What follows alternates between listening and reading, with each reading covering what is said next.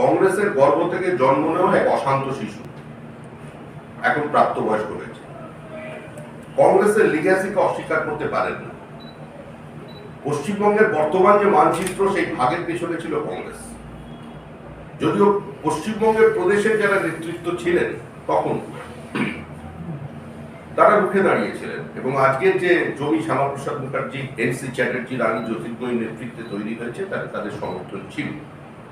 বাংলার সমস্ত বুদ্ধিজীবীরা তখন শ্যামাপ্রসাদের আহ্বানে সাড়া দিয়ে কলকাতার রাস্তায় মিছিল করেছিলেন, বিধানসভায় প্রস্তাব পাশ করেছিলেন। কিন্তু এই বিভাজনের পক্ষে এই দেশটাকে ভাগ করেছে Congress. Old man very Harry, এই ভাগের জন্য দায়ী তার। এই বাংলার সঙ্গে আমাদের একটা নারীর যোগাযোগ আছে, আমাদের একটা আবেগ জড়িয়ে আছে। বর্তমান পশ্চিমবঙ্গ শ্যামাপ্রসাদের পশ্চিমবঙ্গ, এবং সেটাকে ভাগ করবার প্রথম বিরোধিতা বিজেপি করবে। আমাদের দল যাচ্ছে রাজ্যপালের কাছে, দিতেই পারে, কোনো অসুবিধা রয়েছে কি? কেউ বহিরাগত বলেছে? রাজ্যপালের কাছে যখন গাড়ির কনভয় যাচ্ছিল তখন কি কেউ পাথর ছুঁড়েছে? সেরকম ঘটনা তো ঘটেনি। যেমন এখানে ওই নাট্টার চারটা ওসব কেউ বলেছে? কেউ বলেনি। শান্তিপূর্ণভাবে যাবেন, যে যেখানে পারবেন যা খুশি জমা দিয়ে আসবেন। পেট্রোল ডিজেলের মূল্যবৃদ্ধির প্রতিবাদ নিয়ে ত্রিপুরার আগরতলায় সে তৃণমূলের প্রচার শুরু হল। আনন্দের কথা। গণতান্ত্রিক দেশ, পেট্রোল ডিজেলের দাম বেড়েছে, মানুষ অস্বস্তিতে আছে, মানুষের পাশে দাঁড়াতে হবে। মানুষ বড় একলা, তুমি তার পাশে এসে দাঁড়াবে। এই পানি নিয়ে তো সবাই চলছে। বলেছে ত্রিপুরায় যাবে, দলের যে বক্তব্য ওখানকার নেতারা বলবেন, পার্টি অফিস আছে, সরকার আছে, সূচনা প্রসারণ মন্ত্রী আছে, মুখপাত্র আছে, দলের সভাপতি আছে, বিক্ষুব্ধ আছে যাতে ধরেছে, ওরা বলে দেবে সব। একটা একই রকম দূর থেকে বসে গোয়ায় কে পোস্টার লাগাচ্ছে, কে ছিঁড়ছে, এসব বলতে পারে। ত্রিপুরা না, গোয়াতে এত দূরের ব্যাপার বলা যাবে না। গোয়াতে এত দূরের ব্যাপার বলা যাবে না। বিজেপি পোস্টার ছেঁড়া, কালি মুছে দেওয়া, ওইসব ছেঁড়া রাজনীতি বিজেপি করে না। বিজেপির অবস্থান পরিষ্কার। গোয়ার প্রধান বিরোধী দল যে আছে কংগ্রেস, সেই কংগ্রেস আজ পর্যন্ত বিজেপির বিরুদ্ধে এই অভিযোগ আনেনি। যে গুজরাটের ব্যাপারে সবসময় রাজনৈতিক দলেরা খড়গহস্ত থাকেন, বামপন্থী থেকে শুরু করে কংগ্রেস পর্যন্ত, কোন নির্বাচনে কোন কংগ্রেস নেতা, কোন সিপিআইএম এর নেতা অভিযোগ করেননি গুজরাটে বিধানসভা নির্বাচনে বা স্থানীয় নির্বাচনে উদ্দখল হয়েছে, পার্টি অফিসে আগুন লেগেছে, কারো পোস্টার ছেড়ে দিয়েছে। গুজরাটের মতো জায়গায় বিজেপি দুর্গ, সেখানে এত বড় বড় জায়েন্ট স্ক্রিন লাগিয়ে তো কিছুদিন আগে কি একটা হলো না, মুখ্যমন্ত্রী ওখানে মানুষ দেখলেন। আমাদের অবস্থান অত্যন্ত পরিষ্কার। যদি কোন জায়গায় মুখ্যমন্ত্রীকে কেউ বহিরাগত বলে, মুখ্যমন্ত্রীর দলের কাউকেও কেউ বহিরাগত বলে, আমরা তার প্রতিবাদ করব। এবং বিজেপি যে রাজনৈতিক সংস্কৃতিতে বিশ্বাস করে, সেটা হচ্ছে দেশের সবাই সব জায়গায় যাবে, শতফুল বিকশিত হবে, আর এত সুন্দর গোয়ার পরিবেশ, সেখানে এসব ছেড়াছেড়ি চলবে। এটা বুঝে দেখতে হবে কারা এটা করেছে। আগামী 1 নভেম্বর থেকে 18 নভেম্বর পর্যন্ত পশ্চিমবঙ্গ বিধানসভা অধিবেশন চলবে। কিন্তু আমাদের বক্তব্য হলো যে এই সময় লক্ষ্মী পুজো, কালী পুজো, দেওয়ালি, ধনতেরাস, ভাই দুজ, ভাইলোনি, দেওসি, এই এত ধরনের সামাজিক অনুষ্ঠান পূজা আছে। আদিবাসীদের আছে, যে পাহাড়ি মুখ্যমন্ত্রীর আলোচনা চলছে, সেই যোদ্ধারাও এই ভাইলোনিতে থাকেন, দেওসিতে থাকেন। তো সুতরাং এই সময় যাতে পরিবর্তন করা হয়, বিধায়কদের কথা চিন্তা করে, এবং সর্বোপরি প্রত্যেকের যে নির্বাচনী কেন্দ্র আছে সেখানে তাদের অসুবিধার কথা চিন্তা করে সময় যাতে পরিবর্তন করা হয়, এর জন্য আজকে চিফ হুইপ আমাদের মনোজ টিগ্গা একটি চিঠি লিখে জানিয়েছেন, এবং আমরা আশা করব পশ্চিমবঙ্গ বিধানসভার সম্মানীয় স্পিকার বিষয়টি বিবেচনা করবেন। পার্টি চায় যে এই সময়ের পরিবর্তে, যেখানে সবাই পক্ষে কমফোর্টেবল হবে, সেই সময় এই অধিবেশন। বিজেপিকে সেই রাজ্য থেকে উৎখাত করবো। ঢুকে পড়ো একদম, যেখানে পাবেন সেখানে ঢুকে পড়ুন, যেখানে বিজেপি আছে সেখানে ঢুকে পড়ুন। বিজেপি কোনো বাধা দেবে না। বিজেপি লেভেল প্লেইং ফিল্ড দিতে একদম তৈরি আছে। খালি মনে রাখবেন একটুখানি এই সমস্ত বক্তৃতা করবার আগে 1998 সালে কংগ্রেসের যখন প্রবল গর্ভ যন্ত্রণা উঠেছিল, তখন ওই লেবার রুমে যদি অটল বিহারী বাজপেয়ী আর লালকৃষ্ণ আদবানিরা থাকতেন তাহলে এই শিশুকে বাঁচানো যেত না। কিন্তু অধীর চৌধুরী বা কংগ্রেসের অনেকে বলছেন বেসিক্যালি মমতা ব্যানার্জি বিজেপির মিটিং হয়ে কাজ করছে, কংগ্রেস আর খেলায় নেমেছে বলবেন। এজেন্ট অফ কংগ্রেস তো নেই। কেন রাহুল গান্ধী উত্তরপ্রদেশ থেকে আজকে দুজন কংগ্রেস যোগ দিয়েছে, উত্তরপ্রদেশের দুজন কংগ্রেস যোগ দিচ্ছে, গোয়ার কংগ্রেস ভাঙছে। আচ্ছা ধরুন আপনাকে আমি তার উত্তর যদি বলি, আমি শ্রমিক ভট্টাচার্য গত বিধানসভা নির্বাচনে 25,000-এর বেশি ভোটে হেরে গেছি। আমি যদি কালকে তৃণমূলে যোগ দিই কি এসে গেল? কংগ্রেসের দুর্গ, নেহেরু পরিবারের দুর্ভেদ্য দুর্গ আমেথির মানুষ রাহুল গান্ধীকে প্রত্যাখ্যান করেছে। দূর থেকে জিতে আসতে হয়েছে। দক্ষিণ থেকে জিতে উনি উত্তর ভারতে ঢুকতে চাইছেন, দক্ষিণ উত্তরের মেলবন্ধন করতে চাইছেন। তা কংগ্রেস দলটাই নেই। নিজে অধীরবাবু বিধানসভা নির্বাচনের পরে বলেছেন আমি একজন হেরে যাওয়া সাংসদ। দেখুন বারবার এই কংগ্রেস আর সিপিএম এর মালা বদল হবে আর বারবার ডিভোর্স হবে, এটা তো চলে না। আমরা একটা পার্মানেন্ট সলিউশন চাইছি, যে একেবারে 7 পাকে মাথা করব, ম্যারেজটাকে রেজিস্টার্ড করব। 2014 আগেও তো পাহাড়ের সমস্যার আগে সমাধান দরকার, তারপরে জিটিএ নির্বাচন। অর্থাৎ মুখ্যমন্ত্রী বলছেন জিটিএ নির্বাচন হলে পাহাড়ের সমস্যার সমাধান হবে। রোশনগিরি বলেছেন যে আগে পাহাড়ের সমস্যার সমাধান দরকার, তারপরে জিটিএ নির্বাচন।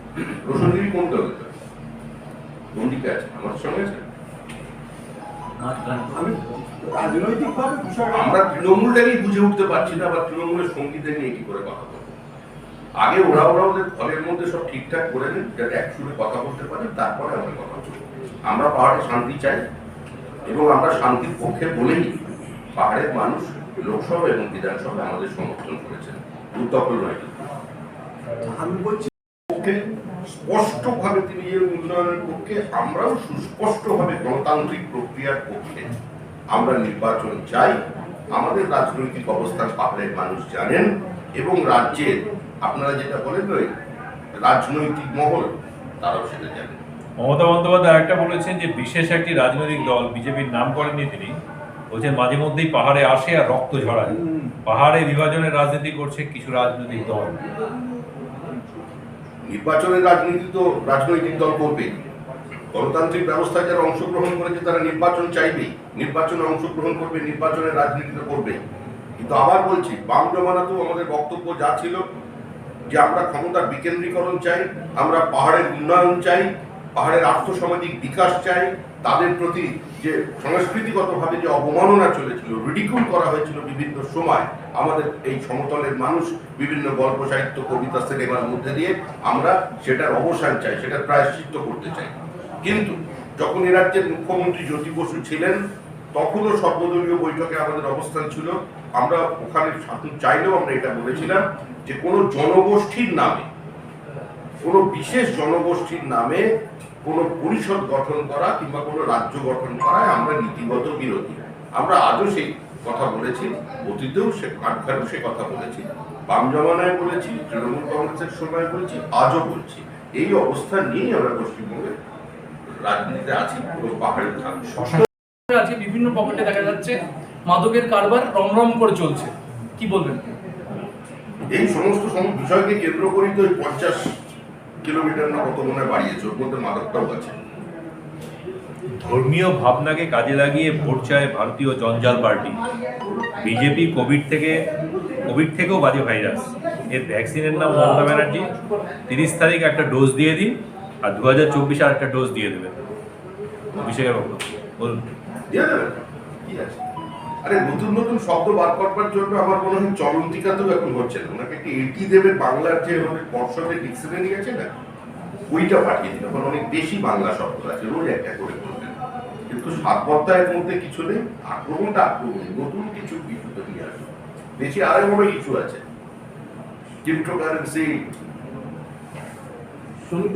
বিটকয়েন, ডার্ক ওয়েব, পৃথিবী এগিয়ে চলেছে আর আমরা কোথায় যে এখানে খেলাটা করে শান্তিপুর থেকে করতে পারতেন, সবই তো জেনোসাইড। সনাতন ধর্ম নিয়ে আবার সনাতন ধর্ম নিয়ে 7 বছর শুভেন্দু অধিকারী কি করেছে অভিষেকের চ্যালেঞ্জ? অভিষেক বলছে সনাতন ধর্ম নিয়ে গত 7 বছরে শুভেন্দু অধিকারী কি করেছে? অভিষেক বলছে 7 বছরে কিছু করতে পারেনি তো, সনাতন ধর্মের পাঠ নিচ্ছিল তৃণমূল কংগ্রেসের মধ্যে, নিয়ে বুঝতে পেরেছি যে এখানে যা কিছু চলছে সবটাই ভণ্ডামি, এখানে কোনো বহুত্ববাদ নেই। এখানে সনাতন ধর্মের নামে যত মত তত পথের কথা বলা হয়, কিন্তু মানুষকে বোঝানো হয়, মানুষের সামনে বলা হয় যে সব মত এক পথ, সেই পথটা তৃণমূলের পথ। ওটা যে বহুত্ববাদের পথ নয়, উনি 7 বছর এটা বুঝতে পেরেছেন, বুঝতে পেরে উনি এদিকে এসে গেছেন। এখন যেটা করছেন একদম পুরোপুরি সনাতন প্রক্রিয়া। ডিউ টাইমে নির্বাচন হওয়ার পক্ষে বিজেপি। পাহাড়ের সমস্যার সমাধানের জন্য আমরা সমস্ত প্রকার প্রক্রিয়া চালাচ্ছেন। আমাদের গৃহমন্ত্রী একটা মিটিং করেছেন এবং যে ধরনের প্রক্রিয়া চালানো প্রয়োজন, যে কোনো ধরনের আলোচনায় আমরা বসতে প্রস্তুত। কিন্তু আমি দলের প্রতিনিধিত্ব করছি, সেটার জন্য কেন্দ্রীয় সরকারের কি অবস্থান সেটা তারা বুঝছেন, প্রক্রিয়া কিভাবে হবে সেটা কেন্দ্র সরকার ঠিক করবে, এর বাইরে না কিছু বলার নেই। অভিষেক আজকে দাবি করেছেন বিজেপি যদি দেশে আর একবার ক্ষমতায় আসে তাহলে আফগানিস্তানে যা ঘটেছে এই বাংলায় ঘটতে দেখা যেতে পারে, আশঙ্কা করছেন তিনি। কি বলবেন? হ্যাঁ, ওই প্লেনের ডানায় উঠে পালাবে সবাই। ভারতবর্ষটাই পশ্চিমবঙ্গে পাকিস্তান জিতে গেলে চারিদিকে পশ্চিমবঙ্গ জুড়ে বাজি ফাটে। কোনটা পশ্চিমবঙ্গের বর্তমান অবস্থান আমরা বুঝতে পারছি না, বলেছে যে আবার বিজেপি যদি ক্ষমতা আবার ফেরে, ধীরে ধীরে ভারতবর্ষটা ওই তালিবানি শাসনের মতো হয়ে যাবে। ভারতবর্ষের মানুষকেও তখন প্লেনের ডানায় উঠে পালাতে হবে। এই আমাদেরই তো এখন প্রায় 1000 দিনের কর্মী পশ্চিমবঙ্গের বাইরে আছে, পালিয়ে গেছে এলাকা ছেড়ে। দিনাটায় নির্বাচন হচ্ছে, এলাকায় পার্টির কর্মীরা আসামে গিয়ে বসে আছে। পার্টির একজন সাংসদ গিয়েছিলেন একটা হোটেলে উঠতে, হোটেল মালিক বলেছেন যে আপনাকে যদি আমি ঘর ভাড়া দিই তাহলে আমার হোটেল ভাঙচুর হবে। আজকে আমাদের নেতা প্রতাপ ব্যানার্জি মিটিং করছেন কুচবিহারে, এলাকায় লোক থাকতে পারছেন না। এই পরিস্থিতির সম্মুখীন আমরা হচ্ছি। দয়া নিয়ে এই চেহারা পৌঁছয়নি, কারণ হাত ধরে আসি আমরা। আমাদের যারা নিশ্চিত ভবিষ্যতে আপনাদের ওই পর্যায়ে ফিরে যেতে হবে, ওই পর্যায়ে 2014 আগে যে চেহারা ছিল। আপাতত 50 বছরের মধ্যে সে সম্ভাবনা নেই। আমি অনেক বিশ্বাসের মধ্যে 100 বছর বলছি না, তবে আগামী 50 বছরের মধ্যে সে সম্ভাবনা নেই। আচ্ছা, ভোটের সময় বাংলাদেশে গিয়েছিলেন নরেন্দ্র মোদী, ওখানে গিয়ে জয় বাংলা বলেছিলেন। বলছেন এখন, তখন ভেবেছিলেন ভোট বাড়বে বেঙ্গলে, তাহলে এখন কেন যাচ্ছেন না? এখন যান। দেশের প্রধানমন্ত্রী কবে বিদেশে সফরে যাবেন সেটা অন্য কেউ কি ঠিক করে দেয়? আমার মনে হয় না পৃথিবীর কোথাও কোনো রাজনীতিতে, অন্তত পররাষ্ট্র নীতির ক্ষেত্রে, প্রধানমন্ত্রী বিদেশ সফরের ক্ষেত্রে কোনো বিরোধী দল কোনো বক্তব্য রাখেন। অতীতে ভারতবর্ষ এই সংস্কৃতি ছিল না। ইউএনওতে অটল বিহারী বাজপেয়ী প্রতিনিধিত্ব করতে যাবেন, পার্লামেন্টের মধ্যে সেই প্রস্তাব দিয়েছিলেন কমরেড চিত্ত বসু, রাজীব গান্ধী সেটা গ্রহণ করেছিলেন এবং তিনি গিয়ে ভারতের প্রতিনিধিত্ব করেছিলেন। পররাষ্ট্র নীতি নিয়ে, বিদেশ নীতি নিয়ে কোনোদিন রাজনীতি হয় বলে জানা ছিল না। তৃণমূল একটা নতুন রাজনীতি নিয়ে এসেছে, বলছে তারা দাবি করে ছবি উন্নয়ন তারা করতে পারে। আমরা যে রাজনৈতিক সংস্কৃতির মধ্যে বড় হয়েছি, যে আমাদের কাছে রাজনীতির যেটা ব্যাকরণ, তার মধ্যে ওটা পড়ে না, ওটা আমাদের সিলেবাসে নেই। যে 53 জন বিজেপি কর্মী খুন হয়েছেন, একটু তাদের কানে কানে গিয়ে বলুন আমরা শান্তি চাই। সিপিআইএম করবার অপরাধে দক্ষিণ 24 পরগনায় যে দম্পতিকে জীবন্ত জ্বালিয়ে মারা হয়েছে, তার পাশে বসে বলুন আমরা শান্তি চাই। পঞ্চায়েত নির্বাচনে যে 111 জন মানুষ খুন হয়েছিলেন, তাদের বাড়ির বারান্দায় গিয়ে বলুন আমরা শান্তি চাই। বাংলা ভাগ নিয়ে বিজেপি তো জ্যোতিষ চর্চা করে, আর বিজেপির কেউ মনস্তত্ত্ববিদ নয়। কখন মুখ্যমন্ত্রী কোন কথা বললেন কেন বললেন কথা তো বিজেপির জানা নেই। পাহাড় নিয়ে আমাদের অবস্থান স্পষ্ট। বাম জমানাতেও আমাদের বক্তব্য যা ছিল তারপরেও তাই আছে, এখনো তাই আছে। বিভিন্ন সময় সময় আমরা আমাদের রাজনৈতিক অবস্থানের পরিবর্তন করি। আমরা আমাদের মতো করে আমাদের বক্তব্যকে মানুষের সামনে তুলে ধরেছি এবং বিগত নির্বাচনে সেই বক্তব্যের উপর ভিত্তি করেই পাহাড়ের মানুষ আমাদের সমর্থন করেছেন, আমাদের সাংসদ বানিয়েছেন সেখান থেকে এবং বিধানসভা আসনে জয়ী। এখন কি তারপর কমে গেছে পাহাড়ে আপনাদের, সেটা মনে করছেন মুখ্যমন্ত্রী তাই নির্বাচনের করার জন্য বললেন? এটা মুখ্যমন্ত্রী বলতে পারবেন। আমরা যথা সময়ে নির্বাচন চাই। সঠিক সময়ে যদি নির্বাচন না হয় তাহলে সেটা গণতন্ত্রের হত্যা হয়। না আচ্ছা, মুখ্যমন্ত্রী নির্দিষ্ট আমরা পরিষদের বিরোধীর কথা বলি। আপনি তো এইমাত্র আমরা আমরা যে জনগোষ্ঠী নামে পরিষদের বিরোধী করেন। আমরা পরিষদের নামে আমাদের বক্তব্য কি ছিল 90-এর দশকে, সেটাই আমি তুলে ধরেছি আপনার সামনে। আমরা বলেছিলাম যে কোনো জনগোষ্ঠীর নামে কোনো স্বশাসিত পরিষদের আমরা বিরোধী, অন্য নামে হোক না। আমরা সেটার কথা বলেছিলাম। আমরা আমাদের অতীতের অবস্থানটাকে, আমাদের বক্তব্যটাকে আপনার সামনে তুলে ধরেছি। গোর্খা নামটা নিয়ে সমস্যা। সমস্যা এখন যখন তৈরি হয়েছিল তখন এটা আমাদের বক্তব্য ছিল। আমাদের অবস্থান আজও স্পষ্ট আছে। আমরা নীতিগতভাবে কোনো জনগোষ্ঠীর নামে কোনো কিছু তৈরি করবার বিরোধী। যেমন অতীতে জনসংঘের সময় আমরা ভাষাভিত্তিক রাজ্য গঠনের বিরোধী ছিলাম। আমরা আমাদের অবস্থান পরিবর্তন করি।